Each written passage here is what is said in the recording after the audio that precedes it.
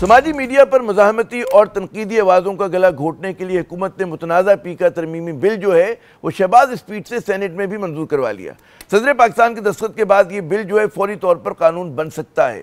آج جب کراچی سے اسلام آباد تک صحافی زنجیریں اور پلے کارڈ اٹھائے سڑکوں پر اس بل کے خلاف مظاہرہ کرتے دکھائی دیے تو مجھے فیض صاحب کی یہ نظم بڑی یاد آئی کہ جناب بول کے لب آزاد ہیں تیرے، بول کی زباں اب تک تیری ہے۔ مسلم لیگ نواز کی تو آزادی صحافت اور آزادی اظہار پر پابندیوں کی تاریخ ہے، لیکن جمہوریت کا راگ الاپنے والی پاکستان پیپلز پارٹی کا رویہ جو انتہائی افسوسناک رہا۔ جانے ان سب کو کس بات کی جلدی تھی؟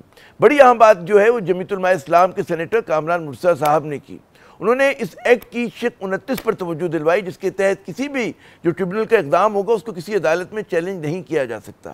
پی ٹی آئی کے سینیٹر جو ہیں شبلی فراز صاحب، ان کا کہنا تھا کہ جی حکومت نے اسٹیک ہولڈر سے مشاورت نہیں کی، جبکہ وفاقی وزیر جو ہیں رانا تنویر صاحب بولے کہ جناب یہ بل جو ہے صرف سوشل میڈیا کے لیے ہے، اس سے صحافی پریشان نہ ہوں۔ ظالم لوگ ہیں سارے آتے ہیں سیفاللہ صاحب اپنی نشست پہ بیٹھے ورنہ میں چھن لوں گا، میں بالکل ہی چھن لوں لگ رہی ہے، نہیں میں بالکل ہی چھن لوں نہ میڈیا کے ساتھ مشورہ ہوا ہے، اپنی نشست پہ بیٹھے۔ یہ تو ایک ایسے ماحول میں جس میں کہ آپ بالکل آپ کی جو سوچ ہے اس کو بالکل ختم کرنے کی کوشش ہو رہی ہے۔ صحافی بھائی ہمارے ہیں، پیمرا کے تحت وہ ان کا لا بنے ہوئے ہیں، وہیں سے وہ ڈیل ہوتے ہیں، وہیں وہ ان کے قوانین ہیں، اس کا ان کے ساتھ کوئی تعلق نہیں ہے۔ جناب بے شک حکومت کتنا ہی کہہ لے کہ صحافی پریشان نہ ہو، مگر صحافی پریشان ہیں، اور صحافتی تنظیمیں جو ہیں حکومت کے لالی پاپ کو قبول کرنے کے لیے تیار نہیں۔ ان کا کہنا ہے کہ جی صرف سماجی میڈیا نہیں بلکہ قانون کا ہدف جو ہے الیکٹرانک اور پرنٹ میڈیا کے ڈیجیٹل پلیٹ فارمز بھی ہیں۔ اصل مقصد جو ہے اختلاف رائے کو جرم قرار دینا ہے۔ پیکا قانون کے تحت حکومت کو اگر کوئی خبر فیک محسوس ہوئی تو اس کے پھیلانے والے کو 3 سال قید یا 20 لاکھ روپے جرمانہ یا پھر دونوں سزائیں جو ہیں بیک وقت دی جا سکتی ہیں۔ پی ایف یو جے کے صدر افضل بٹ صاحب کہتے ہیں کہ جی آزادی صحافت کی تحریک کا آغاز جو ہے وہ ڈی چوک سے کر دیا گیا ہے۔ حکومت نے ہوش کے ناخن نہ لیے، پاکستان بھر کی تمام سیاسی جماعتوں کو ان کے ساتھ بیٹھ کر پریس فریڈم موومنٹ میں انہیں شمولیت کی دعوت دی جائے گی۔ متنازع پیکا قانون کے تحت ایف آئی اے کا سائبر کرائم ونگ جو ہے وہ تحلیل کر کے ایک نئی تحقیقاتی ایجنسی بنانے کا ارادہ ہے۔ سوشل میڈیا ریگولیٹری اتھارٹی قائم کی جائے گی جس سے جو ہے ہر پلیٹ فارم کو رجسٹر کرانا جو ہوگا وہ لازمی ہوگا۔ یہ اتھارٹی کسی بھی پلیٹ فارم کے رجسٹریشن کو منسوخ کر سکے گی۔ اتھارٹی کے جو ہے 9 اراکین ہوں گے، جن میں جو ہے سیکرٹری داخلہ، چیئرمین پی ٹی اور چیئرمین پیمرا بھی شامل ہیں۔ سوشل میڈیا کی جو شکایت کونسل ہے وہ ایک الگ سے قائم کی جائے گی جو ہدایت کی خلاف ورزی کرنے والوں پر ٹریبونل سے رجوع کرے گی۔ ویسے حکومت کے متنازع جو اقدامات ہیں اپنی جگہ، لیکن یہاں پر ایک سوال اور بنتا ہے، وہ یہ کہ کیا خود صحافتی تنظیمیں، مالکان اور صحافی بھی ان حالات کے ذمہ دار ہیں؟ کیا مسلسل کی مفاہمت اور کسی نہ کسی سیاسی جماعت یا اسٹیبلشمنٹ کی طرفداری نے ملک میں صحافت کو اس ڈیج پر پہنچا دیا ہے؟ ہم دیکھتے ہیں کہ جی جبری برطرفیاں، خبروں کا ناقص معیار، تنخواہوں کی عدم ادائیگی اور تاخیر، کیا یہ جو ہیں ان سب نے ہماری صحافت میں گراوٹ کا جو ہے ایک سبب نہیں بنے؟ ہم صحافی خود اس صورتحال کے کتنے ذمہ دار ہیں؟ ہمیں خود بھی تھوڑا سا کہتے ہیں نا خود تنقیدی کرنی چاہیے اس معاملے پہ۔ یہ جو بہت سارے لوگ کہہ رہے ہیں کہ جی پاکستان میں کہتے ہیں نا صحافت کا معیار پست ہوا ہے، اس کا ایک اندازہ ہے جو آج کراچی پریس کلب کے باہر ایک مظاہرہ ہوا، اس میں جو پوسٹر تھا اس کو دیکھ کر بھی ہوتا ہے کہ جس کی نہ کوئی لکھائی ہے اور نہ ہی کوئی مربوط اس کے معنی ہیں۔ ٹھیک ہے آزادی اظہار بہت اہم ہے، لیکن کیا یہ درست نہیں کہ جی صحافتی تنظیمیں، چینلز اور ادارے بھی جو ہیں اس صورتحال کے جو ہیں بڑی حد تک ذمہ دار ہیں؟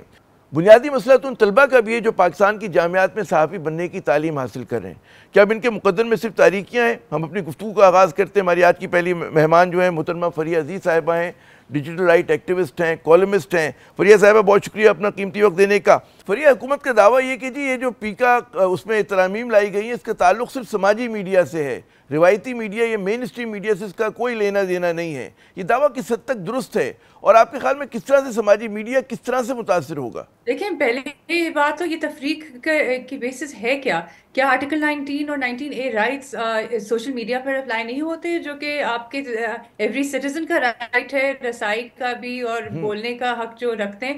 اس کے علاوہ یہ جو تفریق پیدا کی جاتی ہے یہ ان کا ڈیوائڈ اینڈ رول ایک ٹیکٹک ہے کہ مین سٹریم کیونکہ ان کا کلاؤٹ ہے، ان کو یہ کہہ دیا جائے کہ آپ پہ لاگو نہیں ہوگا، اس لیے آپ ریزسٹ نہ کریں۔ یہ پیکا کے 2016 میں بھی یہی کیا گیا تھا کہ یہ دلاسے دیے گئے تھے مین اسٹریم کو کہ آپ پر لاگو نہیں ہوگا، لیکن ہم نے دیکھا کہ جو مین اسٹریم میں صحافی ہیں ان پر بھی یہ پرچے کٹے، اور اب یہ بات ان کی نہیں مانی جا رہی. اس لیے آپ دیکھ رہے ہیں کہ پی ایف اے وغیرہ پروٹیسٹ کر رہے ہیں، کیونکہ ہم نے دیکھا ہے کہ یہ کہتے کچھ ہیں لیکن اس کا اطلاق کسی اور طریقے سے ہوتا ہے. تو اب یہ جو فساد ہے، یہ جو بیانیہ ہے، کوئی ماننے کو تیار نہیں ہے. اچھا، یہ ایک بڑی دلچسپ بات ہے کہ ہم دیکھ رہے ہیں کہ اس بار جو احتجاج ہوا، ملگیر احتجاج تھا، اس میں مالکان بھی شریک ہوئے اور جو نیوز مینجمنٹ کے سے تعلق رکھنے والے لوگ تھے وہ بھی ہوئے، اور ظاہر کے صحافی کارکن بھی ہوئے. کس بات کا اندیشہ ہے آپ کے خیال میں جو ہمارا مین اسٹریم میڈیا ہے، جبکہ ان کو یہ تسلی دی جا رہی ہے جیسا کہ حکومت کہہ رہی ہے کہ جی آپ تو متاثر نہیں ہو رہے اس سے؟ دیکھیں، میرے خیال سے اب سبق سیکھ لیا ہے. پیکا کے وقت اس وقت مین اسٹریم کی طرف سے یہ تھا کہ نہیں، ریگولیشن تو ہونی چاہیے، اور لیوک وارم رسپانس تھا، مزاحمت اس طرح کی نہیں تھی جیسے اب ہم دیکھ رہے ہیں. کیونکہ ہم نے دیکھا ہے کہ ان گزشتہ 9-10 سالوں میں کتنی ریپریشن بڑھی ہے، مین اسٹریم کی سینسرشپ ہوئی ہے، وہ ڈیجیٹل کی طرف آئے ہیں. مین اسٹریم پرائم ٹائم اینکرز کو یوٹیوب چینلز بنانے پڑے کیونکہ ان کے پرائم ٹائم شوز نہیں تھے یا ان کو نکال دیا گیا تھا. تو کیونکہ یہ سب گزر چکے ہیں اور ہر پولیٹیکل دور میں جو بھی حکومت میں ہو ان کے ہاتھوں گزر چکے ہیں، تو اب ان میں میرے خیال سے اس وقت مجھے جو نظر آ رہا ہے ریئلائزیشن ہے کہ یہ بالکل ہم پر بھی ہوگا. اور دوسری چیز میرے خیال سے احتجاج کی وجہ یہ بنی ہے کہ ان کو کہا گیا تھا ہم آپ کو کنسلٹ کریں گے، اور ان کو نہیں کنسلٹ کیا گیا اور اس کو بلڈوز کر دیا گیا. تو شاید اس کی ریاکشن میں بھی احتجاج ہو رہا ہے. اچھا، یہ جو ہم دیکھ رہے تھے کامران مرتضیٰ جو JUIF کے، انہوں نے جو نشاندہی کی کہ جناب یہ تو رجسٹر کرانا پڑے گا تمام جو بھی پلیٹ فارمز ہوں گے سماجی میڈیا کے ان کو، اور اس کے ساتھ ساتھ اگر کوئی سزا ہو جاتی ہے تو پھر ظاہر ہے کہ اس کا جو ہے اپیل کا پروسیس جو ہے بڑا کمپلیکیٹڈ ہے. کیا اس پہ روشنی ڈال سکیں گے آپ؟ کیا ہے طریقہ؟ انہوں نے کافی پروسیجرل چینجز کیے ہیں جو میرے خیال سے اس پہ اتفاق ہو نہیں رہی ہے، اور یہ زیادہ ایشو ہوگا جب ٹرائلز چلیں گی یا جو ریگولیٹری سائڈ پہ. تو دو اس میں بیسکلی ایشوز ہیں. ایک تو فوجداری سائڈ پہ جو آفینس کریٹ کیا گیا ہے فالس اور فیک انفارمیشن کا، جو انتہائی ویگلی فریزڈ ہے. تو وہ اس کا اب دیکھیں ہمارے ہاں جس طریقے سے پیکا کے بھی پرچے کٹے ہیں، کیا آپ نے کہا کیا وہ بہت بات کی بات ہے اگر اس تک بات جائے بھی. پہلے کیا ہوتا ہے کہ پرچہ کٹتا ہے، اریسٹ ہوتا ہے، وہ شک لاگو ہوتی ہے نہیں ہوتی کوئی فرق نہیں پڑتا.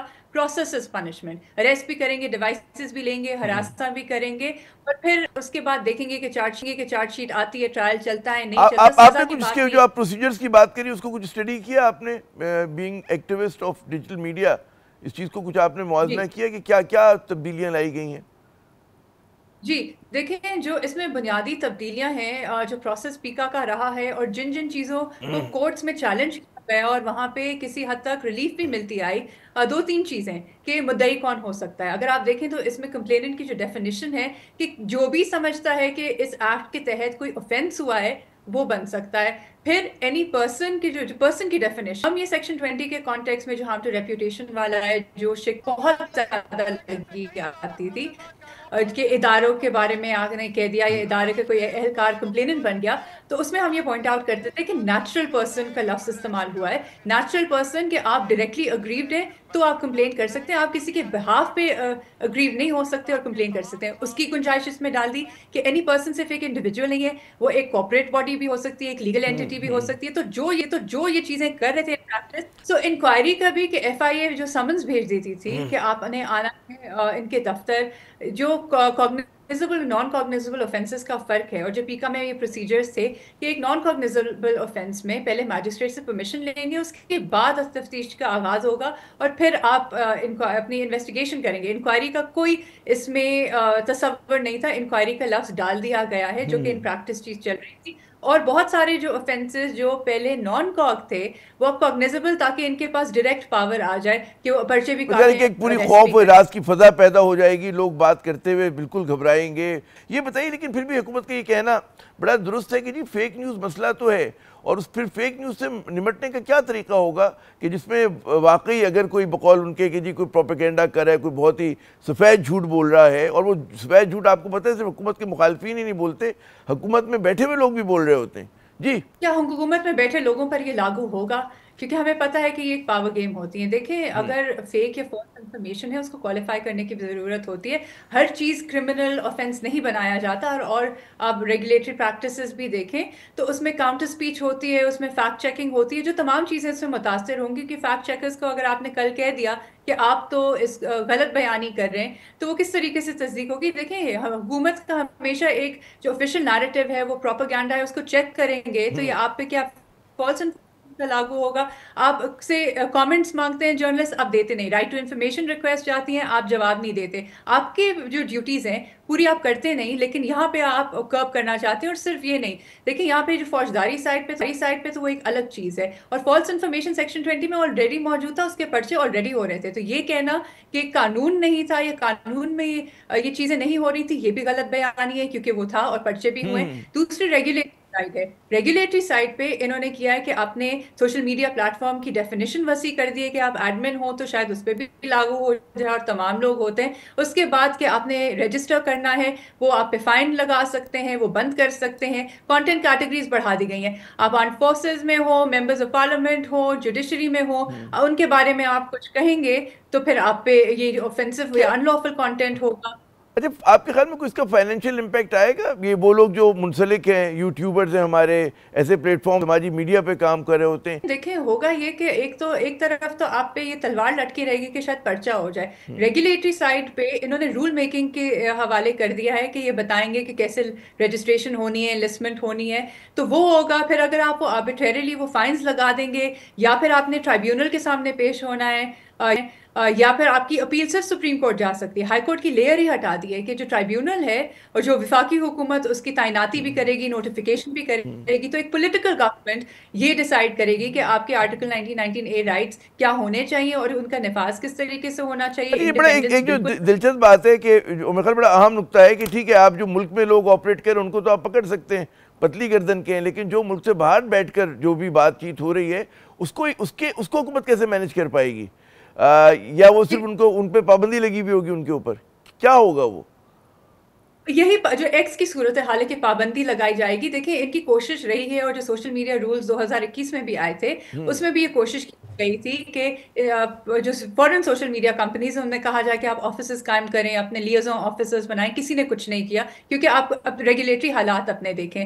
یہاں پہ بھی یہ لوکلی تو کوشش کریں گے, ایکسٹرا ٹیریٹوریلی آپ نہیں کر سکیں گے. صرف اور صرف بند کر لیں گے پلیٹ فارم, آئی بالز اس سے کم ہو جائیں گی, متاثر ہوگا. آپ ریلائنٹ ہیں فورن سروسز پہ, لوکل انفراسٹرکچر بھی نہیں ہے, اور پھر یہ بیوروکریسی میں آپ پھنس جائیں گے. تو پھر لوگ یہ ڈیسائیڈ کریں گے کہ کیا ہم بولیں, کیا ہم یہ پلیٹ فارم ایکٹیو رکھیں, کیا ہم یہ اس سے بالکل وہ جو ایک ڈیجیٹل پاکستان کا خواب ہے وہ بڑا متاثر ہوگا. اور آپ دیکھیں اندرونی طور پہ تو مزاحمت ہو رہی ہے سول سوسائٹی کی طرف سے, سیاسی جماعتوں کی طرف سے اور میڈیا کی جانب سے. آپ کے خیال میں بیرونی دباؤ آئے گا اس کے بعد؟ یہ جس طرح کے بقول حکومت کے ڈریکونین قسم کے حکومت نے جس طرح کے لاز بنا دیے ہیں. جی بالکل, بیرونی جو اس پہ ایک رد عمل ہے وہ آ چکا ہے. ایشیا انٹرنیٹ کولیشن جو لارج سوشل میڈیا کمپنیز اس کا حصہ ہیں ایز اے کلیکٹیو, ان کا بیان آیا ہے. جو گلوبل نیٹ ورک انیشیٹو ہے ان کی ایک سٹیٹمنٹ آئی تھی جس میں سول سوسائٹی, گلوبلی کمپنیز وغیرہ تمام ہیں, وہ تشویش کے ساتھ دیکھ رہے ہیں کہ پاکستان میں کیا ہو رہا ہے. اور میری نظر میں تو ہم ایک ڈیجیٹل گریو یارڈ بنتے جا رہے ہیں. بہت بہت شکریہ فریہ عزیز صاحبہ, آپ نے اپنا قیمتی وقت دیا. ناظرین ہم ایک اور اپنے مہمان کی جانب بڑھتے ہیں. ہمارے ساتھ موجود ہیں معروف اینکر پرسن, یوٹیوبر اور انفلوئنسر بھی ہیں, جناب مزمل شاہ صاحب. مزمل صاحب بہت شکریہ اپنا قیمتی وقت دینے کا. ہم دیکھ رہے ہیں کہ آپ تو مین اسٹریم میڈیا پہ بھی ماشاءاللہ پروگرام کر رہے ہیں, یوٹیوب کے اوپر بھی آپ مسلسل جو ہیں مطلب فعال دکھائی دیتے ہیں. آپ کے خیال میں پیکا قانون آنے کے بعد جو ترامیم اس میں ہوئی ہیں اس سے آپ کی زندگی پہ کیا فرق پڑے گا؟ دیکھیں عامر صاحب, انفارچونیٹلی سیاہ دور سے کم نہیں کہہ سکتے اس کو. اس کی وجہ یہ ہے کہ آپ انٹرنیٹ کی سلونیس دیکھ لیں, ایکسیس ٹو انٹرنیٹ کے حالات دیکھ لیں, یا جو ہماری انفلوئنسر مارکیٹ جو سفر کر رہی صورتحال دیکھ لیں, تو لگتا یہی ہے کہ یہ فیصلہ ہو چکا ہے کہ فریڈم آف ایکسپریشن جو ہے اس کو الاؤ نہیں کرنا. اب آپ المیہ دیکھیے, 2016 میں مسلم لیگ نواز کی حکومت جب پیکا کا لے کر آتی ہے تو اس وقت تحریک انصاف کہتی ہے کہ یہ صحافتی آزادیوں کو قدغن لگانے کے مترادف ہے, ان کی آواز بند کی جا رہی ہے. پھر پی ٹی آئی کی حکومت آتی ہے 2022 میں, وہ بھی پیکا آرڈیننس لے آتے ہیں. اچھا, پھر مریم نواز صاحبہ یہ کہتی کہ دراصل یہ صحافتی آزادیوں کے خلاف ہے. آج نواز لیگ کی حکومت ہے, آج نون لیگ کی حکومت ہے, اور آج پی ٹی آئی یہ کہہ رہی ہے کہ یہ فریڈم آف ایکسپریشن کے خلاف ہے. تو یہ اس نوعیت کی سرکس ہے. کہ جو اقتدار میں آتا ہے وہ کرتا وہی اقدامات ہے، صرف چہرے بدلتے ہیں، نظام چینج نہیں ہوتا. تو میرا خیال ہے کہ پہلی چیز تو یہ ہے کہ جو ماڈرن ورلڈ ہے، فرسٹ ورلڈ ہے، اس میں آپ کو دکھائی دیتا ہے کہ لائبل لاز کو تقویت بخشی جاتی ہے، تاکہ اگر میں نے آپ کے خلاف کوئی لائبل کیا ہے، میں نے آپ کے خلاف اگر کوئی فیک نیوز پھیلائی ہے، آپ کورٹ میں جائیں، ڈیمیجز کلیم کریں. اور اس میں اسٹیٹ یا گورنمنٹ حکومت پارٹی نہیں بنتی. یہاں پر کیا ہے کہ فیصلہ بھی حکومت نے کرنا ہے کیا فیک نیوز ہے، یہ بھی فیصلہ حکومت کرے گی کہ جھوٹی خبر کون سی ہے. اچھا، اس میں اگر ڈسینٹ کو کرش کر دیں، سپریس کر دیں، تو اس پہ کوئی کچھ نہیں کہہ سکتا. تو میرا یہ خیال ہے کہ اگر آپ اسی اینٹی کو امپاور کر دیں گے جس کے خلاف تنقید کرنی تھی کہ وہ انصاف کرے، تو ایسا ہو نہیں سکتا کہ پھر تو میں تو کنڈیم کرتا ہوں. یہ آپ نے بڑی اہم نقطہ اٹھایا کہ تمام سیاسی جماعتیں، پارٹی بہت زیادہ جمہوریت کی دعوے دار ہیں. ہم دیکھتے ہیں کہ اس نے بھی ووٹ دیا، ایم کیو ایم نے بھی دیا. جب یہ لوگ بالکل حزب اختلاف میں ہوتے ہیں، ان کا کوئی اور رویہ ہوتا ہے. اچھا، ہم دیکھ رہے ہیں کہ مین اسٹریم میڈیا بہت زبردست طریقے سے جو آج نظر آیا کہ مالکان بھی سڑکوں کے اوپر تھے، نیوز مینجمنٹ کے لوگ بھی تھے، صحافی بھی تھے. کیا وجہ ہے کہ یوٹیوبرز جس کے بارے میں کہا جا رہا ہے کہ سب سے زیادہ متاثر ہوں گے، وہ فعال نظر نہیں آ رہے اس معاملے پہ؟ دیکھیں عامر صاحب، ایشو یہ ہے کہ سوشل میڈیا کی جو سٹیج ہے نا، اس کے اوپر اس طرح کی باڈیز یا یونینز جو ہیں وہ فعال نہیں ہیں اتنی. اب جس طرح آپ نے آج مختلف پریس کلب سے ریلیاں نکلی یا لاہور میں بھی ارشاد صاحب گفتگو کر رہے تھے، میں نے دیکھا، تو وہ کم از کم ایک یونین کی فارم میں ایگزسٹ کرتی ہیں صحافتی باڈی. سوشل میڈیا کا ایشو یہ ہے کہ اتنی پولرائزیشن ہے کہ اگر میرے خلاف اوپینین رکھنے والے کسی یوٹیوبر کو پکڑا جائے گا تو میں خاموش رہوں گا، اور اگر مجھے پکڑا جائے گا تو وہ خاموش رہے گا. تو اس طرح سے یہ پولرائزیشن نے اتنا افیکٹ کیا ہے کہ ایک دور میں جو انٹیگریشن، جو یونین ہوتی تھی صحافیوں کی، وہ آپ کو یاد ہوگا پیپلز پارٹی کے ایک دور میں جب کراچی پریس کلب میں پولیس چلی گئی تو حیرت میں مبتلا ہو گئے لوگ کہ یہ ہو کیسے سکتا ہے. تو وہاں سے لے کے اب یہاں آج تک جو دور پہنچا ہے، اس میں بہت نقصان ہے جو یونین آف جرنلسٹ رہی ہیں پاکستان کے اندر. تو ڈیجیٹل میڈیا کا ایشو یہ ہے کہ وہاں پر انٹیگریشن نہیں ہے، وہاں یونینز نہیں ہیں. اب اس کا مطلب یہ ہے کہ اب مزمل صاحب آپ کو اپنے آپ کو رجسٹر کرا، آپ تیار ہیں اس کام کے لیے جو اس طرح کے اور پلیٹ فارمز بنے ہوئے انڈیویجول لوگ کام کر رہے ہیں؟ جی دیکھیں، ہم تو اگر ایلون مسک سے معافی کا مطالبہ کر سکتے ہیں تو یہ بھی کر سکتے ہیں ہم پھر. تو اس میں میرا خیال ہے کہ ہر چیز کو اوور ریگولیٹ کرنے سے نقصان ہی پہنچتا ہے صرف. کیونکہ آپ اگر فرسٹ ورلڈ میں ان کی مثالیں دیتے ہیں یا پھر آپ ان کو آئیڈیلائز کرتے ہیں، تو پھر وہاں پر آپ کو امریکن کانسٹیٹیوشن میں آپ دیکھ لیجئے نو ریگولیشن آف پریس کا لفظ لکھا ہوا ہے کہ ریگولیٹ ہی نہیں کر سکتے. تو یہ چیز ہے نا کہ ہم نے اگر قدغنے لگاتے جانا ہے، ڈسینٹ کو ہم نے گلا گھونٹتے جانا ہے اس کا، تو پھر اس سے فرسٹریشن میں اضافہ ہوتا ہے. اور اس طرح آپ کے خیال میں ان دس ڈے اینڈ ایج، یہ انفارمیشن ٹیکنالوجی کا دور ہے، اے آئی کا دور ہے، حکومت کیا مکمل سینسرشپ لگا پائے گی؟ مطلب ہے اس کا ظاہر اندرونی طور پہ ہم دیکھ رہے ہیں کہ مزاحمت آ رہی ہے، بیرون ملک سے آپ کے اوپر دباؤ آئے گا. آپ کو لگتا ہے کہ یہ لوگ کامیاب ہوں گے کہ ہم چین بن جائیں گے، نارتھ کوریا بننے کی ہماری ریاست رکھتا ہے پوٹینشیل، اس ساتھ ہے ان میں؟ دیکھیں، اس طرح ہو نہیں سکتا. اس کی وجہ یہ ہے کہ جو انفارمیشن کا فریم ورک ہے وہ اتنا بڑا ہو چکا ہے کہ اس کو ریگولیٹ کرنے کے تو آپ کو مشینری چاہیے. وہ چلیں، آپ نے چین کی مثال دی، ان کے پاس ہو سکتی ہے، ہمارے پاس تو آپ دیکھ لیں فائر وال نے کیا کیا ابھی تک، وی پی این کا کیا ہوا جو یہ کہہ رہے تھے رجسٹر کرنا ہے. میرا خیال ہے سب اس طرح ہی آپریٹ کر رہا ہے. اگر سارے وزراء خود ہے نا وہ ایکس پلیٹ فارم پہ بیٹھ کے ٹویٹ کر رہے ہیں، تو پھر وہ خود ہی آپ کو بتا رہے ہیں کہ یہ ایکسیسیبل ہے، وی پی این بھی چل رہا ہے. چیز ہے کہ یہ پاسبل نہیں ہے کہ فلو آف انفارمیشن کو اب روکا جا سکے. ہاں، آپ کاؤنٹر پروپیگنڈا کرنے کے لیے ان چیزوں کو جو کسی کو ڈیمیج کرتی ہیں اپنے عدالتی نظام کو مضبوط کیجئے. یہاں 3-4% سے اوپر کنوکشن ریٹ نہیں ہے. اگر کورٹس کام نہیں کرتی، عدالتی نظام کام نہیں کرتا، تو آپ 100 قانون سازیاں اور کر لیں. درست. کیا فائدہ اس میں لگ یہ رہا ہے کہ حکومت جو ہے کہ مطلب ہے کہ جس طرح کی منفیت حکومت نے اپنے پیروں پہ زیادہ کلہاڑی ماری ہے. جو خوف و کہتے ہیں ہراس کی پوری مجموعی فضا ہے، اور سے جو ان کے مقاصد ہیں وہ آسانی سے تو حاصل ہوتے ہوئے نظر نہیں آ رہے. لیکن پھر بھی ہم دیکھتے ہیں مزمل صاحب کہ حکومت کو کہتے ہیں نا قانون سازی کی بڑی جلد بازی ہے. کیا برا تھا کہ اسٹیک ہولڈر سے بات کر لیتے؟ کیا برا تھا کہ لوگوں کو اعتماد میں لے لیتے اور ذرا سا پارلیمنٹ میں 15 منٹ ڈیبیٹ نہ کرتے، 15 روز کر لیتے دکھانے کے لیے؟ جی یہ جلدی کیوں ہے اتنی حکومت کو؟ جی اس پہ عامر صاحب، چونکہ کا ہمیں پتہ ہے کہ ریسنٹلی جتنی قانون سازی ہیں، بلڈوز کا کلچر آ چکا ہے یہاں پہ. کیونکہ ہر کسی کو معلوم ہوتا ہے کہ عوام کو تو جواب دہ ہے نہیں، نہ ان کو بتانا ہے، جہاں سے طاقت لی ہے انہی کو جواب دینا ہے. تو یہ آپ دیکھ لیجئے، حد تک عزت کا جو قانون پنجاب میں آیا تھا اس پہ کتنی ڈیبیٹ ہوئی، کچھ بھی نہیں. انفیکٹ صحافی احتجاج کرتے ہوئے کمرے سے باہر چلے گئے اور بل پاس ہو گیا. اب تک بھی یہی صورتحال ہے کہ اگر وہ ڈیبیٹ کریں گے تو اس سے پش بیک آئے گا, پریشر آئے گا. اس پریشر کو سسٹین یہ ڈائیلاگ تو کرنے کے لیے آپ تیار نہیں ہیں. آپ پہلے فیصلہ کرتے ہیں, بعد میں ڈیبیٹ کرتے ہیں. حالانکہ اس کا الٹ ہونا چاہیے نا, پہلے آپ ڈیبیٹ کر کے کسی فریم ورک کو آپ ڈیولپ تو کریں, لیکن یہاں آخری فیصلہ بند کمرے میں ہو جاتا ہے, اس کے بعد میں اس کو میڈیا پہ اناؤنس کیا. اور ایک عام تاثر یہی جا رہا ہے کہ جناب بجائے اس کے کہ مرض کا علاج کریں, یعنی کہ جس وجہ سے حکومت پہ تنقید ہو رہی ہے اس کی علامت سے لڑ رہے ہیں. بہت بہت شکریہ مزمل صاحب, آپ نے اپنا قیمتی وقت دیا. ناظرین, اتنے وقفے کے بعد جب ہم دوبارہ حاضر ہوں گے تو کچھ بات کرتے ہیں. حکومت اور تحریک انصاف کے مذاکرات پٹری سے اتر گئے ہیں, اب آگے کیا ہوگا وقفے کے بعد جانتے ہیں. حکومتی ترجمان عرفان صدیقی صاحب کا کہنا ہے کہ جی آج تحریک انصاف نے مذاکراتی عمل ختم کر دیا.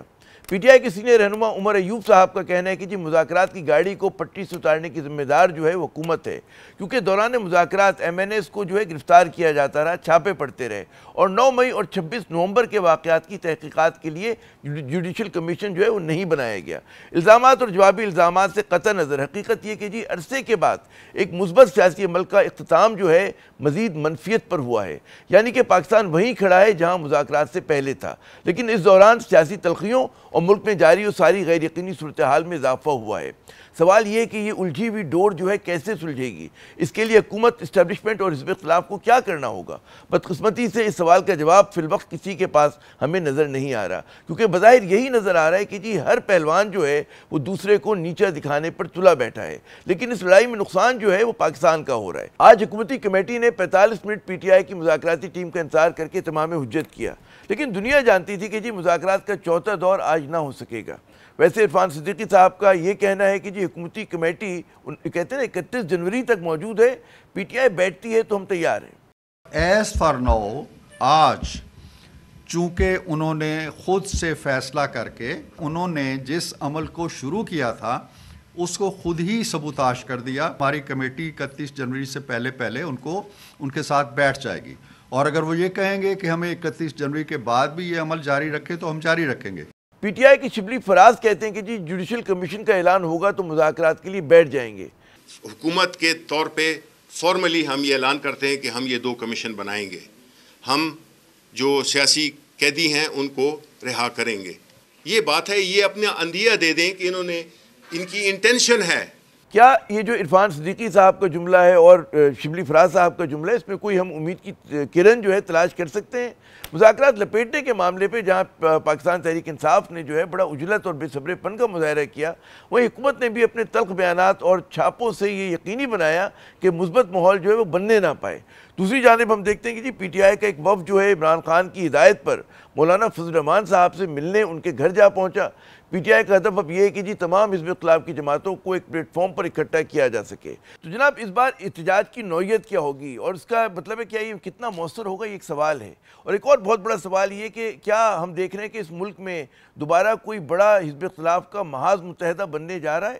ہم بات کرنے کے لیے ہمارے ساتھ موجود ہیں محترم کامران مرزا صاحب, جمعیت علماء اسلام کے سینئر رہنما ہیں, سینیٹر ہیں. بہت شکریہ جناب کامران صاحب اپنا قیمتی وقت دینے کا. سب سے پہلے تو آج پی ٹی آئی کا وفد دوبارہ مولانا صاحب سے ملنے آیا, کیا رہا اس گفتگو میں؟ کیا آپ لوگوں کے کسی نتیجے پہ پہنچے؟ کیا آپ لوگ حکمت عملی بنا رہے ہیں؟ جی مولانا صاحب کے پاس جب تشریف لائے ہیں پی ٹی آئی کے دوست, تو ایک تو وہ مذاکرات کے حوالے سے ان کو اعتماد میں لینا چاہ رہے تھے, ان کی اور جو گورنمنٹ کے بات چیت چل رہی تھی تو اس کے حوالے سے انہوں نے اعتماد میں لیا. الیکشن کمیشن کے حوالے سے کہ ان کے چیف جو ہے وہ ریٹائر ہو چکے اور ایون 2 ممبر بھی ریٹائر ہو چکے, 2 کے وہ کنٹینیو کر رہے ہیں, تو اس حوالے سے کہ اس پہ مل جل کے اسٹریٹجی ہماری ایک ہونی چاہیے. دوسری بات یہ تھی اسی مل کے آئندہ جو ہے نا ایک پوائنٹ ایجنڈے پہ کہ ایسا وسیع تر اتحاد بنایا جائے.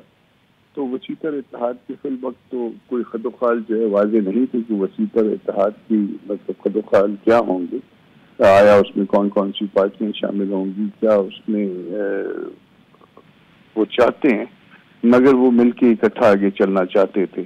تو مولانا صاحب نے کہا ہے ان کو کہ آپ نے جو پروپوزل دیا ہے یہ وسیع تر اتحاد کا یا 1 پوائنٹ ایجنڈے پہ چلنے کا, یہ میں اپنی پارٹی کے سامنے رکھوں گا. اپنی پارٹی کے ادارے جو ہے اس پہ سوچ و بچار کریں گے.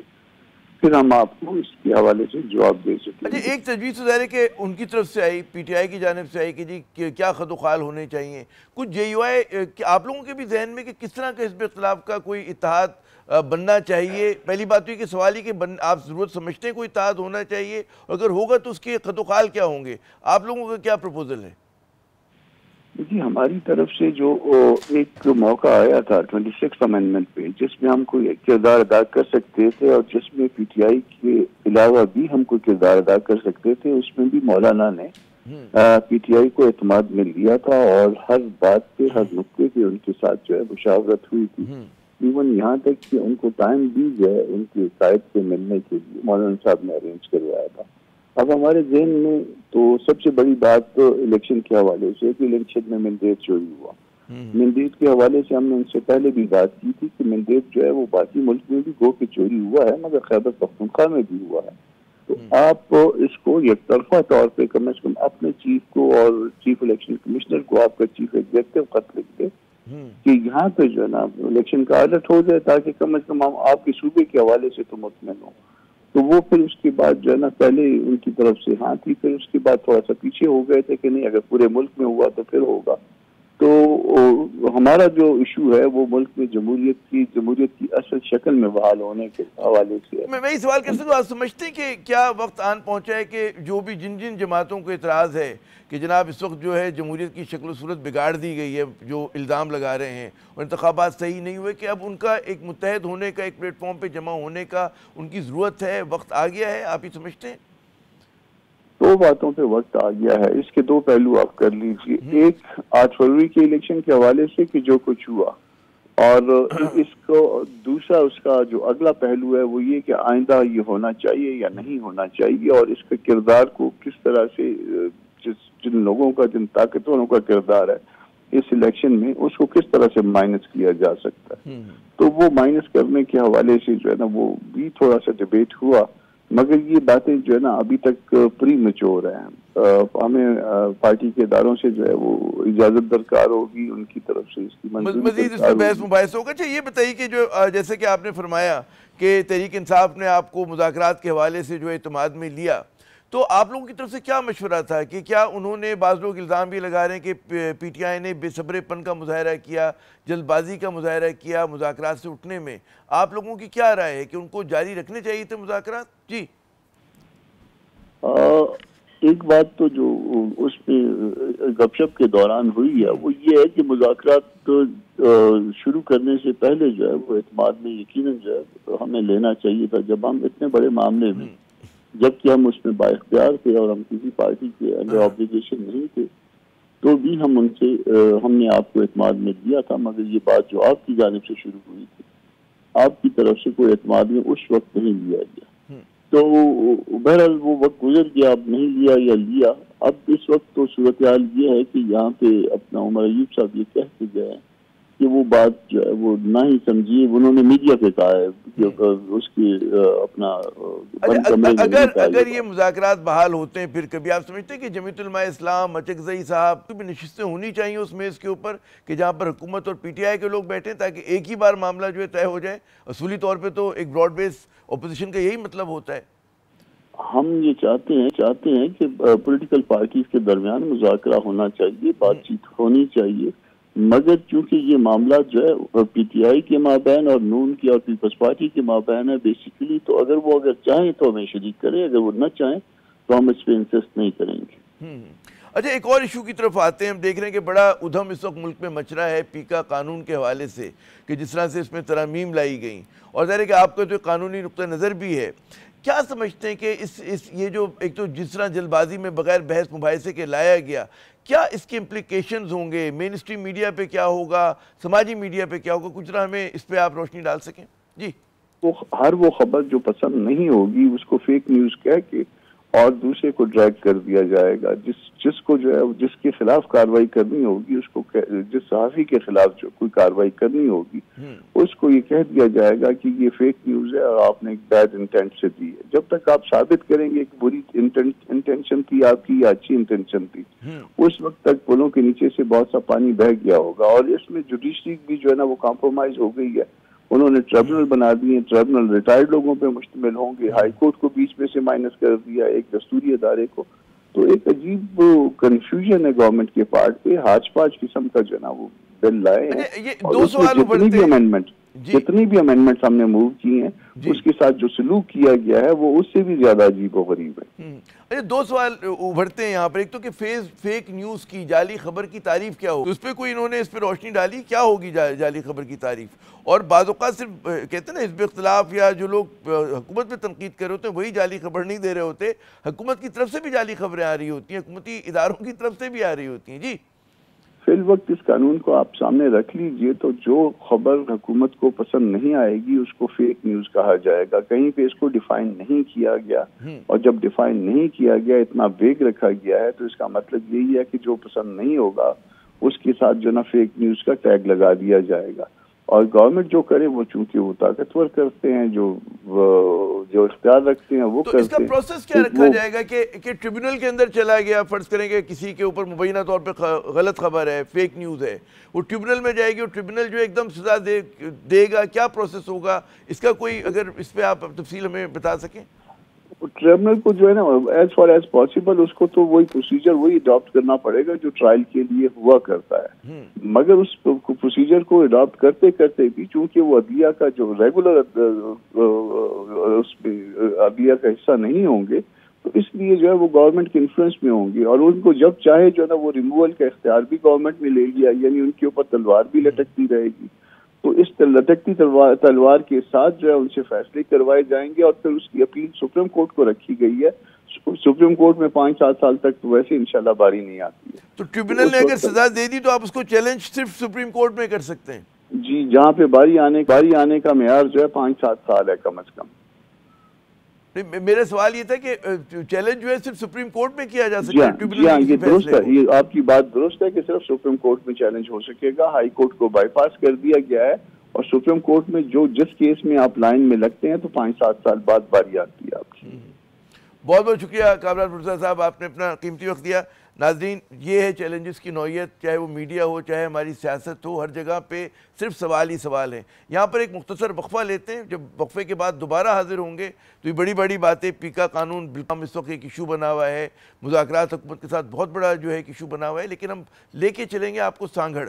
وہاں پر ایک ایسا واقعہ ہوا ہے، ایسے واقعات اس ملک میں ہوتے رہتے ہیں کہ جناب کسی جاگیردار نے جو ہے کسی پہ ظلم کیا، کبھی اونٹ کا ٹانگ کاٹ دی، کبھی کسی پہ گولی مار دی. تو ہم دیکھتے ہیں سانگھڑ میں ایک واقعہ ہوا ہے، اس کا پس منظر ہم جاننے کی کوشش کرتے ہیں. ہمارے ساتھ رہیے گا.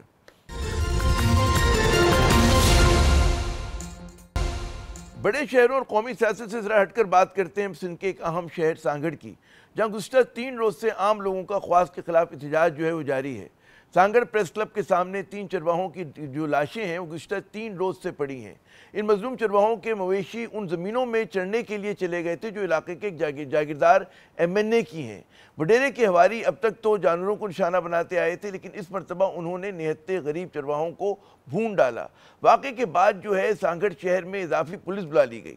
مرنے والوں کے رشتہ دار جو ہیں وہ پاکستان پیپلز پارٹی سے تعلق رکھنے والے MNA علاؤالدین جنیجو صاحب کا نام جو ہے FIR میں ڈالے جانے تک لاشیں دفنانے کے لیے تیار نہیں. یہاں کے ووٹوں سے منتخب ہونے والی MNA کیونکہ ان کا تعلق پاکستان پیپلز پارٹی سے ہے، اس لیے حکومت سندھ بھی ہم دیکھتے ہیں کہ اس مسئلے پہ خاموش ہے. شازیہ مری صاحبہ یہاں پہنچی، انہوں نے واقعے کی بھرپور مذمت بھی کی اور متاثرین سے اظہار یکجہتی بھی، لیکن اپنی تمام تر نیک نیتی کے باوجود اس سے آگے وہ بھی بے بس دکھائی دے رہی ہیں. پیر پگاڑا صاحب اور سروری جماعت جو ہے متاثرین کی حمایت میں سامنے آ چکے ہیں. مرنے والوں کے رشتہ دار یہ بھی الزام لگاتے کہ جس اسلحے سے فائرنگ ہوئی وہ پولیس کے زیر استعمال تھا. اس گمبھیر صورتحال پر ہمارے ساتھ سانگھڑ پریس کلب سے موجود ہیں جناب آج نیوز کے نمائندے عبدالرحمان صاحب. عبدالرحمان صاحب، سب سے پہلے تو یہ بتائیے کہ ہم دیکھ رہے ہیں تو پولیس بھی فعال ہے، حکومت بھی فعال ہے، اپوزیشن کے لوگ بھی جو ہیں وہ سامنے ہیں، لیکن میری اطلاعات یہ تھی کہ یہ معاملہ جو ہے کئی دنوں سے چل رہا تھا. اس واقعے کا پس منظر کیا ہے؟ جی آپ کو اس واقعے کے حوالے سے بتاتا چلوں کہ یہ سانگھڑ کا علاقہ ہے، چوٹیاریو تھانے کی حدود گاؤں ہے، جانی جنے جو پہیل کا یہ علاقہ ہے۔ اگر اس علاقے کی ہم صورتحال پر تھوڑا سا آگاہ کرتے چلیں کہ یہ بیراجی اور جو صحرائی علاقے دونوں یہ علاقے آپس میں ملتے ہیں۔ یہاں پر جو مقامی لوگ ہیں کئی سالوں سے یہاں پر جو رہائش پذیر ہیں، لیکن جیسے یہ 1.5-2 سال سے جو زمینوں کی جو تبدیلی ہوئی ہے، اس کے بعد جو ایم این اے تھے وہاں پر انہوں نے کوئی زمین خریدی، اور زمین خریدنے کے بعد جب باہر کے لوگ وہاں پر آ کر انہوں نے رہائش پذیر کیے، رہائش پذیر کرنے کے بعد روزانہ کی بنیاد پر جو مقامی لوگ تھے جن کا تعلق جانی جنیجو سے تھا، ان کے ساتھ کوئی ایسا دن کا واقعہ نہیں تھا کہ ان کے ساتھ منہ ماری نہ ہو، یعنی کہ یہ سلسلہ ان کے ساتھ تقریباً 6 سے 7 مہینے تک یہ سلسلہ چلتا رہا ہے۔ آپ کو بتاتا چلوں کہ ایسی اطلاع جو چوٹیاریو تھانے کے حد کے ایس ایچ او کو بھی دی گئی، ایس ایس پی کو بھی دی گئی، ڈی ایس پی کو دی گئی، تاہم انہوں نے بھی اس معاملے کو نہیں دیکھا۔ حال یہ بنی کہ جب اتوار کی دوپہر 2 بجے جب یہ اپنے گھروں میں بیٹھے تھے تو ایک ہوائی پہلے فائرنگ ہوئی، اور جب یہ اپنے گھر نکلے، جب کھیتوں میں جب ان کے سامنے جا رہے تھے تو ان کے اوپر اسٹریٹ فائرنگ کی گئی، اور فائرنگ کے نتیجے میں جو تقریباً 3 شخص جاں بحق، جبکہ اس واقعے کے اندر 3 خواتین سمیت 20 افراد زخمی ہو گئے جو اس وقت مختلف علاقوں میں زیر علاج ہیں۔ ان کے بعد جو لواحقین نے جو لاشیں اٹھا کر اس وقت ڈسٹرکٹ پریس کلب کے سامنے دھرنا دیے ہوئے ہیں۔ اس وقت 3 روز گزر چکے ہیں۔ اس دھرنے کے اندر جو حلقہ کی ایم این اے شازیہ عطامری بھی یہاں پر پہنچی، آج سروری جماعت کے مخدوم جمیل الزمان بھی یہاں پر پہنچے، اس طریقے سے حروں کے روحانی پیر صاحب پاگارا نے بھی یہاں پر ان کی مکمل طور پر حمایت کی ہوئی ہے، اور ان کے بھی جو حر جماعت کے لوگ ہیں وہ بھی یہاں پر پہنچے ہوئے ہیں۔ اب صورتحال یہاں پر یہ ہے کہ اب تک اس واقعے کی ایف آئی آر درج نہیں ہوئی ہے، کیونکہ یہاں پر مقتولین کا صرف ایک ہی مطالبہ ہے کہ جو ایف آئی آر ہے وہ ایم این اے جو علاؤدین جونے جو ہے ان پر کاٹی جائے، لیکن انتظامیہ بے ضد نظر آ رہی ہے کہ آپ علاؤدین کا نام نہ دیں، جو دیگر نام دیں، ہم ایف آئی آر کاٹنے کے لیے تیار ہیں۔ اس وقت یہ صورتحال ہے کہ دھرنا جاری و ساری ہے۔ اس وقت خواتین بڑی تعداد میں یہاں پر موجود ہیں، جو یعنی مقتولین کے جو لواحقین ہیں وہ یہاں پر موجود ہیں۔ جناب عبدالرحمان صاحب بہت شکریہ آپ کا۔ تو جناب اس وقت جھگڑا اس بات پر ہو رہا ہے کہ ایف آئی آر جو ہے کس کے نام کٹے کس کے نام نہ کٹے، لیکن ہم نے دیکھا ہے ماضی میں کہ ایف آئی آر جب کٹ بھی جاتی کسی کے نام تو یکایک جو متاثرہ کے خاندان والے ہوتے ہیں وہ ملزمان کو یا مجرموں کو ایک دم معاف کر دیتے ہیں۔ کیا اس بار بھی ایسے ہی ہوگا؟ عامر ضیاء کو اگلے پروگرام تک کے لیے اجازت، خدا حافظ۔